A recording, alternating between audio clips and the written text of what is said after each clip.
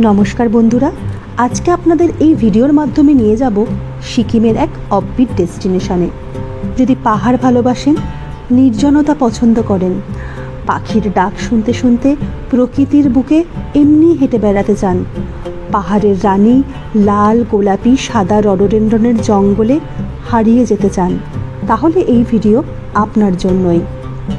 খুব কম খরচে শেয়ার গাড়িতে একা বা প্রিয়জনের সাথে একটা ছোট্ট ছুটিতে যদি 3 দিনের জন্য সময় বার করতে পারেন, তাহলে ভিডিওটি দেখতে থাকুন। কিভাবে যাবেন, শেয়ার গাড়ির ড্রাইভারের ফোন নাম্বার, হোমস্টের ঠিকানা, খরচ, যাবতীয় তথ্য এই ভিডিও থেকে পেয়ে যাবেন। তাহলে যাওয়া যাক পশ্চিম সিকিমের ছোট্ট শেরপা গ্রাম Okhrey, the gateway of rhododendron sanctuary.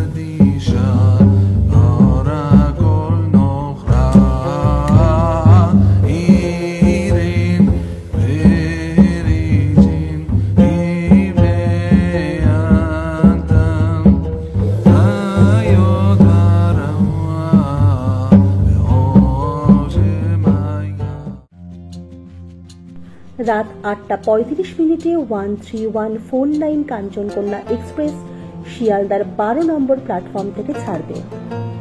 এপ্রিলের মাঝামাঝি পাহাড় আর রডোডেন্ড্রন দেখার অদ্ভুত নেশায় আবার একাই বেরিয়ে পড়লাম। সারাদিন অফিস করে বিকেলে বাড়ি ফিরেই বেরিয়ে পড়া রাতের ট্রেনের জন্য। ঠিক 8টায় নির্ধারিত প্ল্যাটফর্মে ট্রেন ঢুকে গেল।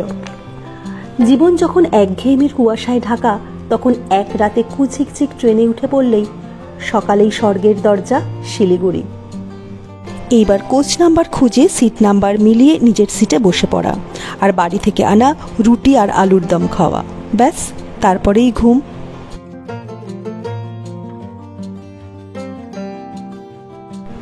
রাত পোহালেই সকালে সবুজ চা বাগানের মধ্যে দিয়ে এগিয়ে চলা, চারিদিকে সবুজ আর সবুজ, পাহাড় আর একটুখানি। ঠিক সকাল 8টায় নেমে পড়লাম শিলিগুড়ি স্টেশনে। আমার এইবারের গন্তব্য সিকিমের এক অল্প পরিচিত গ্রাম ওখরে। শিলিগুড়ি থেকে সরাসরি ওখরে পর্যন্ত যে একটাই শেয়ার গাড়িতে যাওয়া যায় সেটা অনেকেই জানেন না। কুশল ভাই আমাদের শেয়ার গাড়ির ড্রাইভার, তার নাম্বার দিয়ে রাখলাম। আপনারা আগে থেকেই কথা বলে সিট বুক করে রাখবেন। এই গাড়িতেই পৌঁছে যাবেন একদম হোমস্টের দরজায়। শহরের যানজটকে পিছনে ফেলে গাড়ি এগিয়ে চলল সেবকের বুক ছিঁড়ে। কতদিনের চেনা এই রাস্তা, যতবারই আসি যেন আবার নতুন করে চেনা হয়। দুদিকে জঙ্গল আর দূরে পাহাড়ের হাতছানি, তিস্তার পাশে পাশে আমাদের এই এগিয়ে চলা।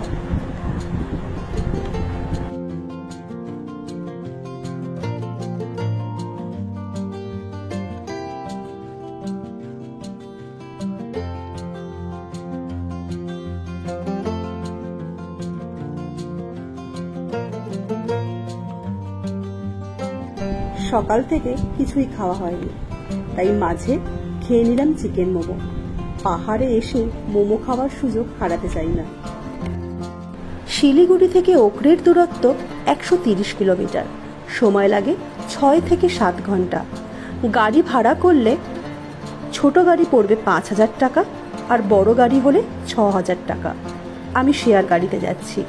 শেয়ার গাড়ির ড্রাইভারের ফোন নাম্বার আমাকে হোমস্টের ওনারই দিয়েছিলেন, আর এই গাড়িও যাবে একদম হোমস্টের দরজা পর্যন্ত।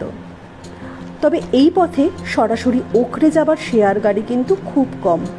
সকাল 10টার পর শিলিগুড়ি থেকে আর কোনো গাড়ি ওখরের জন্য যাবে না।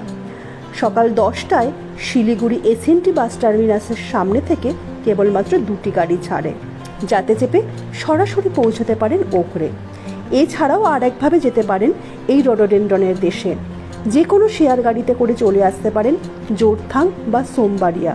ভাড়া পড়বে মাথাপিছু 300 টাকা। তারপর জোরথাং বা সোমবাড়িয়া থেকে আর একটা শেয়ার গাড়িতে চেপে আসতে পারেন ওখরে। ভাড়া পড়বে 250 টাকা। আর আমার সরাসরি শিলিগুড়ি থেকে ওখরে পর্যন্ত পার হেড ভাড়া পড়ল 600 টাকা। আমরা মেলি চেকপোস্ট দিয়ে সিকিমে প্রবেশ করে জোরথাং হয়ে এগিয়ে চলেছি। পাহাড়ের পাকদণ্ডি বেয়ে গাড়ি চলতে লাগলো। জোরথাং পেরোনোর পর আস্তে আস্তে ঠান্ডা নামছে পাকদণ্ডির প্রতিটা বাঁকে। ওখরে ঢোকার আগেই পথের দুপাশে দেখা মিলল রোডোডেনড্রনের। মনটা খুশিতে ভরে উঠল। মার্চ মাসের মাঝামাঝি থেকে মে মাস পর্যন্ত লাল রডোডেনড্রনে ঢেকে যায় এই গ্রাম। এই সময় দূর দূরান্ত থেকে পর্যটকরা এইখানে ভিড় জমান। শেয়ার গাড়ি আমাকে নামিয়ে দিল একদম হোমস্টের সামনে। অর্কিড ইন হোমস্টে, এই হলো আমার পাহাড়ে থাকার দুদিনের আস্তানা। শিলিগুড়ি থেকে ওখরে পৌঁছাতে আমার সময় লাগলো 6.5 ঘন্টা। এই দীর্ঘ পথ জার্নির ক্লান্তি নিমেষে উধাও হয়ে গেল এখানে এসে। হোমস্টেতে ঢোকার মুখেই রয়েছে একটা কাঠের বেঞ্চ আর টেবিল। এখানে বসে পাহাড় দেখা, আহা। এবার এই ছোট্ট হোমস্টেটার ভিতরে যাওয়া যাক। ঢুকতেই দেখি পরিপাটি করে সাজানো রয়েছে ডাইনিং। সব জায়গায় একটা সুন্দর রুচির ছাপ, সাথে লাগোয়া ঝকঝকে কিচেন। এই সিঁড়ি দিয়েই ওপরে উঠতে হবে, উপরেই থাকার জায়গা। সিঁড়ি দিয়ে উঠে দোতলায় আমার রুম। তবে এবার রুম টুরটা হয়ে যাবে। একটা ছোট্ট সুন্দর উডেন ফ্লোরের ছিমছাম মন ভালো করা রুম।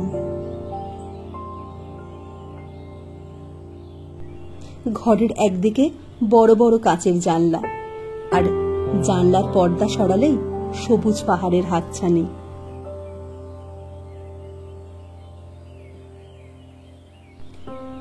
বাথরুম বেশ বড়, স্পেসিয়াস, পরিষ্কার পরিচ্ছন্ন। সব থেকে বড় কথা, 24 ঘন্টা গরম জলের সুবিধা রয়েছে। আর পাহাড়ে আসলে অবশ্যই দেখে নেবেন বাথরুমে গিজার আছে কিনা। ঘরের সাথে লাগোয়া রয়েছে একটা ব্যালকনিও। তো এবার যাওয়া যাক ব্যালকনির দিকে।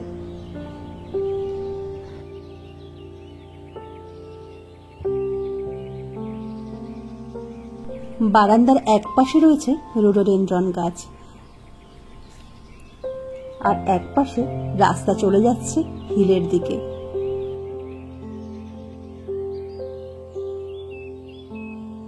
অন্যদিকে পাহাড়, ছোট ছোট চাষের জমি, দূরে দূরে ছড়িয়ে ছিটিয়ে থাকা এক আধটা বাড়ি।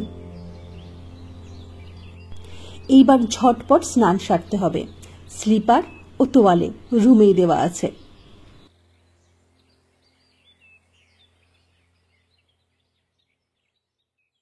ফ্রেশ হয়েই চলে এলাম ডাইনিং হলে। তখন পেটে চনচনে খিদে। দুপুরের খাবারের মেনুতে ছিল ধোঁয়া ওঠা গরম ভাত, তার সাথে রাই শাক, ডাল, পাঁপড় ভাজা, ডিমের তরকারি, স্যালাড। আর তার সাথে আমি নিয়ে নিয়েছিলাম পাহাড়ি ঝাল লঙ্কা ডললে। খাবারের স্বাদ খুবই ভালো ছিল।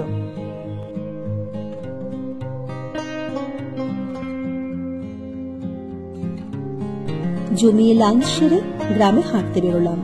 ভিডিওটা দেখতে ভালো লাগলে সাবস্ক্রাইব করবেন, আর লাইক করলে তো খুবই ভালো লাগবে। ওখরে গ্রামের একদম শেষ প্রান্তে এই হোমস্টে ওনার পেনু শেরপার ব্যবহার আর তার আতিথেয়তা মুগ্ধ করার মতন। রং বেরঙের প্রেয়ার ফ্ল্যাগ হিমেল হাওয়ায় উঠতে থাকে। এপ্রিলের এই সময় আবহাওয়া এখানে খুবই মনোরম। ছবির মতন সুন্দর পশ্চিম সিকিমের এই ছোট্ট গ্রাম ওখরে, যাকে বলা হয় রোডোডেনড্রন স্যাংচুয়ারির প্রবেশ পথ।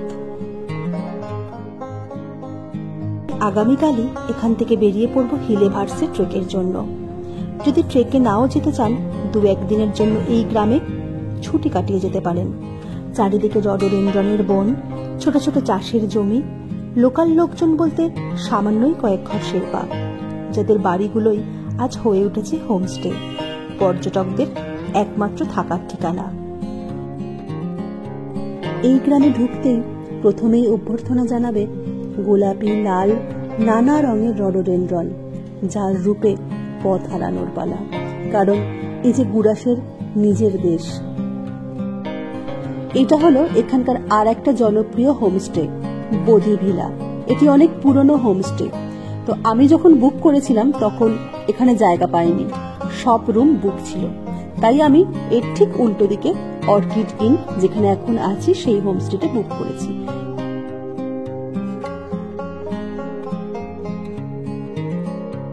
এই পাহাড়ের এক একটা মরশুমে এক এক রকম রূপ।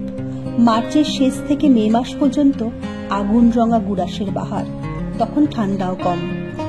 সেপ্টেম্বর থেকে ডিসেম্বর মাস পর্যন্ত মনোরম ওয়েদার, আকাশ ঝকঝকে পরিষ্কার, দারুণ সুন্দর কাঞ্চনজঙ্ঘা দেখা যায়। শীতে জানুয়ারি ফেব্রুয়ারি মাসে এই ছোট্ট গ্রামটা পুরো বরফে ঢেকে যায়। বর্ষাকাল এড়িয়ে সারা বছর এখানে আসা যায়। ওখরির উচ্চতা সমুদ্রপৃষ্ঠ থেকে 9000 ফিট। বিকেল হতে না হতেই বেশ শীত করতে লাগলো। এই হলো হিলে যাবার রাস্তা। হিলে এখান থেকে 10 কিলোমিটার দূরে। ওখান থেকেই ভার্সে যাওয়ার ট্রেক শুরু হয়। কাল যাব এই পথেই।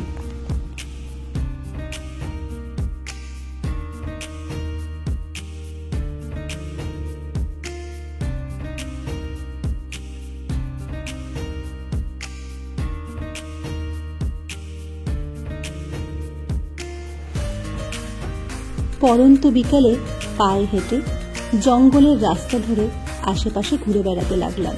এখানে কোনো জনবসতি নেই, রাস্তাঘাট একদম ফাঁকা।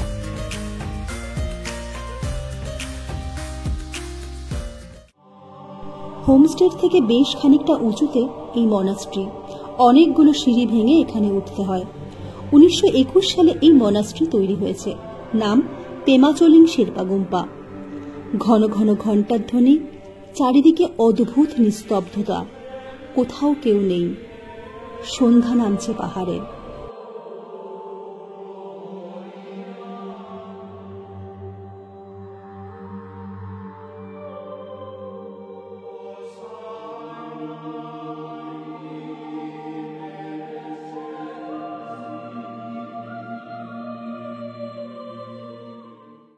রাত নামতেই হোমস্টেতে ফিরে আসলাম। দেখি তখন ভাজা হচ্ছে গরম গরম পকোড়া। পেনু শেরপা ও তার পরিবারের সকলে মিলে এই হোমস্টেটি চালান। তার ওয়াইফ, তার বোন সবাই তার কাজে সহযোগিতা করেন। ড্রয়িং রুমে বসে টিভি দেখতে দেখতে গরম গরম পকোড়া আর তার সাথে চা। হোমস্টের ওনার পেনু শেরপা অত্যন্ত কেয়ারিং এবং হেল্পফুল। আমি বলার আগেই আমার প্রত্যেকটা দরকারে উনি নিজে থেকে সাহায্য করেছেন।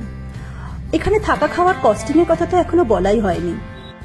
থাকা খাওয়া সহ মাথা পিছু 1000 টাকা। তবে আমি যেহেতু একা, তাই আমার থাকা খাওয়া নিয়ে পড়েছে 1200 টাকা, যা কিনা আজকের দিনে একদমই রিজনেবল। আমার এই সোলো ট্রিপের ডে 1 খরচ হলো 600 টাকা গাড়ি ভাড়া, 80 টাকার মোমো আর 1200 টাকার থাকা খাওয়া, টোটাল 1880 টাকা। রাতে খাবারের জন্য শুকনো লঙ্কা পুড়িয়ে সাথে পেঁয়াজ দিয়ে পাহাড়ি আলু ভর্তা তৈরি করছেন পেনু শেরপার ওয়াইফ। উফ, দেখেই জিভে জল চলে আসলো। ইনি পেশায় সিকিম ইলেকট্রিসিটি বোর্ডের ইঞ্জিনিয়ার। রাতের মেনুতে ছিল আলু ভাজা, ডাল আর গরম গরম দেশি চিকেনের ঝোল। খাবারের স্বাদ অপূর্ব। রাতের খাওয়া শেষ করে তাড়াতাড়ি শুয়ে পড়া। কাল সকাল হলে বেরিয়ে পড়ব আমার স্বপ্নের ডেস্টিনেশন, ভার্সে রোডোডেনড্রন স্যাংচুয়ারি। আমার একলা ভ্রমণ আপনাদের কেমন লাগছে জানাতে পারেন। ভালো লাগলে লাইক, শেয়ার, সাবস্ক্রাইব করুন।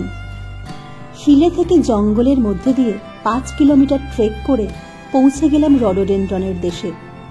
ইংরেজ আমলের এই বন বাংলোতেই আজ রাত্রিবাস। সে গল্প থাকবে আমার পরের ভিডিওতে।